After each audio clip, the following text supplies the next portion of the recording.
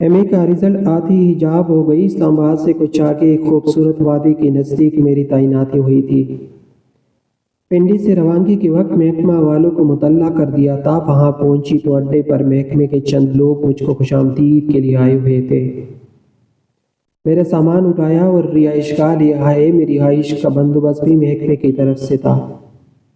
یہ قیامگاہ دفتر سے زیادہ دور نہ تھی۔ چھوٹی سی کالونی میں ایک ہی بازا کے چند رہائشی یونٹ بنے ہوئے تھے جو محکمے کے ملازمین کے لیے تھے۔ ایک ملازمہ کا بھی انتظام ہو گیا جس کی مدد سے سامان رکھنے میں آسانی ہوئی۔ اس نے سوٹ کیس سے میرے ملبوسات نکال کر الماری میں لگائے اور کچن کی صفائی وغیرہ کر دی۔ میرے سامان کے لیے اس چوکیدار کو دے دی۔ وہ کچن کا ضروری سامان لے آیا۔ یہ سب کام کروا کر میں اطمینان سے سو گئی۔ گھر فرنش تھا۔ اس کی ترتیب و تبدل میں کچھ زیادہ تر نہیں کرنا پڑا۔ صرف پردے موجود نہ تھے جو شام ہی کو چوکیدار لے آیا اور لگا دیے۔ دوسرے روز 8 بجے آفس کی گاڑی لینے آ گئی۔ دفتر بھی نیا بنا ہوا اور شاندار تھا۔ مجھے جو کمرہ دیا گیا اس میں میری نشست کے علاوہ ایک اور میز کرسی بھی تھی۔ گویا میرے ساتھ کوئی دوسرا کمرہ شریک بھی تھا مگر وہ اس وقت موجود نہ تھا۔ اس کی کرسی خالی تھی۔ کمرے میں 2 الماریاں تھیں، ایک میری جانب اور دوسری میرے کولیگ کی میز کرسی کی طرف دیوار کے ساتھ رکھی ہوئی تھی۔ یہ کمرہ کیبن نما تھا اور سامنے کے رخ پر دیوار کی جگہ بڑی سی گلاس ونڈو تھی جس سے باہر حال میں دیکھا جا سکتا تھا۔ گویا میری سیٹ ان لوگوں سے زیادہ اہم تھی جو بال کمرے میں بیٹھ کر کام کرتے تھے۔ میں آفیسر ریان صاحب کی معاون کے طور پر تعینات ہوئی تھی۔ میں نے کمرے کا جائزہ لیا۔ الماریوں میں کچھ فائلیں موجود تھیں اور بوسیدہ کاغذات کے بنڈل بھی اوپر تلے دھرے ہوئے تھے۔ دوسری الماری کے سب سے نچلے خانے میں اسٹیشنری کا سامان اور ایک بیگ پڑا ہوا تھا۔ میں نے ذرا تجسس کھول کر دیکھا۔ اس میں مردانہ کپڑوں کا ایک جوڑا، شیونگ باکس، 2 کتابیں اور ایک لفافے میں 2 تصویریں تھیں۔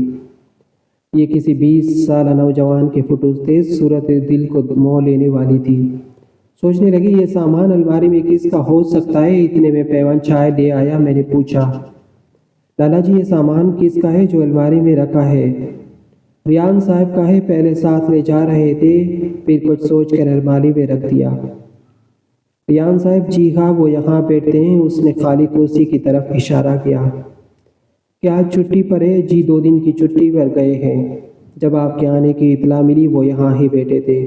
اسی شام گھر چلے گئے۔ لالا کی بات سن کر سوچنے لگی، میری آمد کی اطلاع ملتے ہی چھٹی چلا گیا۔ عجیب بات ہے، خدا کرے کوئی اچھا آدمی ہو۔ ہاف ٹائم میں بڑے صاحب نے بلایا، کوئی پریشانی تو نہیں ہے؟ ریان صاحب آپ کو کام سمجھا دیں گے۔ دراصل وہ ایمرجنسی چھٹی پر چلے گئے۔ وہ اچھے آدمی ہیں، پھر بھی کوئی پریشانی ہو تو آپ کی نشست حال میں لگوا دیں گے۔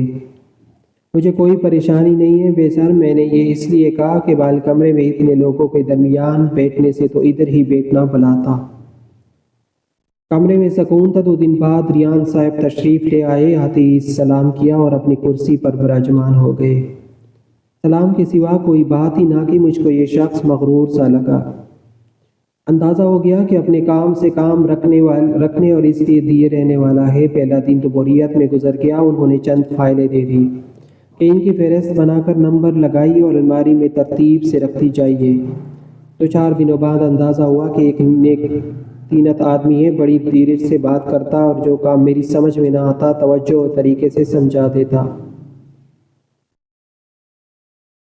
وہ جس طرح کہتا اس طرح سر جھکا کر اپنا کام کرتی رہتی یہاں تک کہ چھٹی کا وقت ہو جاتا۔ ان دنوں ریان صاحب مجھ سے دفتر کا ریکارڈ درست کروا رہے تھے۔ جب فائل اوکے ہو جاتی تو نمبر ڈال کر اس الماری میں رکھوا دیتے۔ میں باہر کا کھانا نہیں کھاتی تھی۔ ملازمہ گھر سے پکا کر بھیجواتی تو میں اصرار کر کے ریان صاحب کو شریک کرنا چاہتی۔ کبھی وہ چند لقمے میری خوشی کی خاطر لے لیتے ورنہ معذرت کر لیتے۔ تاہم اس طرح ہمارے درمیان سے اجنبیت کی دیوار ہٹ گئی اور اپنیت کا تھوڑا سا احساس پیدا ہو گیا۔ وہ فطرتاً کمزور تھا، سادہ سا مگر حساس دل کا مالک، دوسروں کا خیال رکھنے والا، مشکل کی گھڑی میں سبھی کا اپنا مگر سبھی سے الگ تلگ بھی۔ ریان بہت زیادہ خوبصورت نہ تھا مگر چہرے پر ایک ایسی مردانہ وجاہت تھی جو دوسروں کے دلوں کو موہ لیتی تھی۔ جب وہ ٹھہر ٹھہر کر سمجھانے والے لہجے میں بات کرتا تو بہت اچھا لگتا تھا۔ وہ ایک اچھے آفیسر کی طرح مجھ سے پیش آتا، کچھ روب بھی رہتا اور کچھ سہولت و اپنیت بھی، مگر اس کے رویے سے محسوس نہ ہوتا کہ وہ آفیسر ہے۔ میں اپنا کوئی مسئلہ بتاتی وہ جٹ حل نکال دیتا، میری حسن کارکردگی کے لیے پوری مدد کرتا اور جو کام مجھے مشکل لگتا خود کر لیتا تھا، جس سے پتہ چلتا کہ وہ ایک سچا مددگار اور انتہائی مخلص انسان ہے۔ رفتہ رفتہ وہ میرے دل و دماغ پر اچانے لگا۔ ایک وقت ایسا آیا کہ میں اس کی کوئی بات نہیں ٹال سکتی تھی۔ اس نے کہا کہ عورت کے لیے عبایا اچھا ہے۔ میں عبایا اور اسکارف لینے لگی، حالانکہ پہلے میں پردہ نہ کرتی تھی، شوق اور فیشن والے لباس پہنتی تھی، مگر پھر ریان کی سادگی کو دیکھ کر میں بھی سادہ لباس پہننے لگی۔ اس نے مجھے تلاوت کی تلقین کی اور نماز کی ہدایت کی تو میں نے یہی وتیرہ اپنا لیا۔ صبح سویرے تلاوت کرتی اور نماز بھی باقاعدگی سے پڑھنے لگی۔ اس کا کام میرے لیے جسم حکم کا درجہ رکھتا ہو، جیسے حکم کا درجہ رکھتا ہو، میں اس کی ہر اچھی بات کا اثر لیتی اور عمل کرتی۔ اب میرے دل سے اپنے منگیتر کا خیال جاتا رہا۔ آفس ٹائم کے بعد وہ چائے کے لیے ساتھ چلنے کی فرمائش کرتا تو میں اس کے ساتھ چل پڑتی، پھر ہم اکٹھے وادی کی سیر کو جانے لگے، کبھی چشمے کنارے، کبھی دامنے کو میں اس کا ساتھ کیا ملا۔ گویا مجھ کو دنیا کا خزانہ مل گیا، یہ ہمارا معمول ہو گیا۔ شام کی چائے ساتھ پینے ہم دامنے کو کی طرف نکل جاتے۔ اکٹھے چائے پینے کا جو لطف تھا، اس کے بدلے دنیا کی ہر خوشی میرے لیے کم تھی۔ گرمیوں کے دوپہروں اور ساون کی ٹھنڈی راتوں میں خنک ہواؤں کی جکڑ اور موتیوں ایسی گرجتی بوندا باندی، گویا یہ قدرت کے وہ خزانے تھے کہ جن سے ہم اکٹھے اپنے دلوں کے دامن بھرتے تھے اور خود کو خوش نصیب جانتے تھے۔ وہ تعریف کرنے میں بہت کنجوس تھا، بالکل بھی تعریف نہیں کرتا تھا، تاہم اس کے انداز بتاتے تھے کہ وہ مجھے قابل تعریف سمجھتا ہے، کیونکہ میں اس کے دلی جھکاؤ کو محسوس کر سکتی تھی۔ ہمیں ساتھ دیکھ کر دفتر والے چیمگوئیاں کرنے لگے اور کچھ تو ہنس کی آگ میں بھی جل اٹھے۔ اس کے بعد بھی اس کے دوست بھی اس کو چھیڑنے اور تنگ کرنے پر آ گئے۔ دفتر میں ساتھ کام کرنے والوں میں ایک نفیس نام کا شخص ہم سے بہت جیلس تھا، اور دوسرا نعیم تھا جس کی آنکھوں سے عیاری ٹپکتی تھی۔ اس نے 2-4 بار میری طرف ہاتھ بڑھا دیا، مگر میں نے اس کو بالکل بھی لفٹ نہ دی۔ اس وجہ سے وہ اور زیادہ ہنس کی آگ میں جل اٹھا تھا، اس کوشش میں لگا رہتا کہ اسے کوئی موقع ملے تو ہم کو خوار کرے، چونکہ ہمارے درمیان کوئی غلط تعلق نہ تھا۔ لہٰذا ریان کے ساتھ سیر کو جانے پر مجھے کسی سے ڈر نہیں لگتا تھا، اور نہ ہی میں ان غیر متعلق لوگوں کے آگے اپنے کسی عمل کے لیے جوابدہ تھی۔ تبھی ان بدخواہوں نے میرے گھر خط لکھ دیا کہ میں اپنے آفیسر کے ساتھ گھومتی پھرتی ہوں اور غلط رنگ میں رنگی جا رہی ہوں۔ انہوں نے یہ بھی میرے والدین کو لکھا کہ ہم آپ کی عزت بچانا چاہتے ہیں، آپ کے خیر خواہ ہیں، لہٰذا بر وقت ہوشیار کر رہے ہیں تاکہ آپ کو پچھتاوا نہ پڑے۔ ان بدخواہوں نے غلط الزامات لگا کر ہم پر خوب کیچڑ اچالا، مگر ہمارے دیگر کلیگ ان کی باتوں میں نہ آئے۔ اس قسم کی ان کی حرکتوں سے ہم کو کافی پریشانی تو ہوئی۔ یہ جون کے ماہ کا ذکر ہے، ریان کو ٹور پر جانا تھا۔ ہمارا ڈرائیور بڑے صاحب کے ساتھ جا رہا تھا اور دوسرا ڈرائیور چھٹی پر تھا۔ ریان نے کہا کہ میں خود ڈرائیو کر لوں گا۔ مجھ سے کہا کہ تم بھی چلو، اس سروے میں تمہارا جانا بنتا ہے۔ ہم اس گاؤں روانہ ہو گئے جہاں کا سروے مطلوب تھا۔ واپسی پر بھی میں کار میں ریان کے ساتھ ہی بیٹھی، کیونکہ ہمارے دو کولیگ صاحب کے ساتھ جیپ میں تھے۔ ان کی جیپ آگے نکل گئی اور ہم ایک پرفضا مقام پر چشمہ کے پاس ٹھہر گئے۔ ٹھنڈی ہوا چل رہی تھی۔ کار سڑک کی سائڈ پر کھڑی کر کے میں اور ریان تھوڑا سا نشیب میں اتر گئے تاکہ کسی اچھی جگہ چائے پی لے۔ 1-2 بار ایسی ناہموار جگہ آئی کہ اس نے پہلی بار میرا ہاتھ پکڑ کر وہ جگہ پار کرائی۔ سامنے چھوٹا سا ہرا بھرا قطع تھا جہاں پتھر بکھرے تھے۔ ہم دونوں وہاں بیٹھ گئے۔ میں نے کپوں میں چائے ڈالی، ریان نے پانی کی بوتل مانگی۔ بیگ سے بوتل نکال رہی تھی کہ ایک جانب سے آہٹ سنائی دی۔ مڑ کر دیکھا، 2 آدمی ہماری طرف آ رہے تھے۔ ان کے ہاتھوں میں ڈنڈے دیکھ کر خوف زدہ ہو گئی۔ وہ آگے بڑھتے آ رہے تھے۔ ایک نے مجھ سے ڈٹائی کے ساتھ بےہودہ سا مطالبہ کیا۔ ریان نے سختی سے اس کو روکا اور میری جانب کوئی غلط قدم اٹھانے سے منع کیا، مگر وہ تو جیسے میری بربادی کا ہی ٹان کر آیا تھا۔ ان لوگوں پر کوئی اثر نہ ہوا۔ ایک نے ریان کو اپنے بازوؤں کے زور پر جکڑنا چاہا، جبکہ دوسرے نے آگے بڑھ کر میری کلائیاں پکڑ لی۔ میں خوف سے پیلی پڑ گئی اور ریان کا چہرہ غصے سے سرخ ہو گیا۔ اس نے پوری قوت سے اس شخص کو دھکا دیا اور اس کے ہاتھ سے ڈنڈا چھین کر دور پھینک دیا۔ تب اس آدمی نے خنجر نکال لیا۔ ریان کو اپنی جیب سے پستول نکالنا پڑا، ریان جب ٹور پر ہوتا وہ اپنے ساتھ لائسنس یافتہ پستول رکھتا تھا، کیونکہ سروے کے دوران کبھی کبھار ہمارے گاڑیوں کو سنسان راستوں سے بھی گزرنا پڑتا تھا۔ اس آدمی نے دیکھا کہ مد مقابل کے پاس اپنے دفاع کے لیے ہتھیار ہے۔ اس نے ساتھی کو آواز دی، پیچھے مڑ کر دیکھو۔ اس نے میری کلاہیاں مضبوطی سے پکڑی ہوئی تھی اور میں خود کو چھڑانے کے لیے زور لگا رہی تھی۔ تبھی پستول دیکھ کر اس نے مجھے ایسا دھکا دیا کہ میں پتھروں بھری زمین پر گر گئی۔ یہ دیکھ کر ریان نے ہوا میں فائر کیا۔ ان لوگوں کو یقین ہو گیا کہ پسٹل بھرا ہوا ہے، تبھی وہ مقابلہ کرنے کی بجائے بھاگ کھڑے ہوئے۔ سچ شکر انہوں نے گاڑی کو نقصان نہیں پہنچایا۔ توبہ کی کہ آئندہ سڑک سے جنگل کی طرف نہ جائیں گے، خاص طور پر جب گارڈ ساتھ نہ ہو۔ وہ ڈاکو نہ لگتے تھے۔ کئی دنوں تک سوچا آخر کون تھے، اچانک کہاں سے آ گئے۔ اتفاق تھا یا کہ وہ ہمارا پیچھا کر رہے تھے۔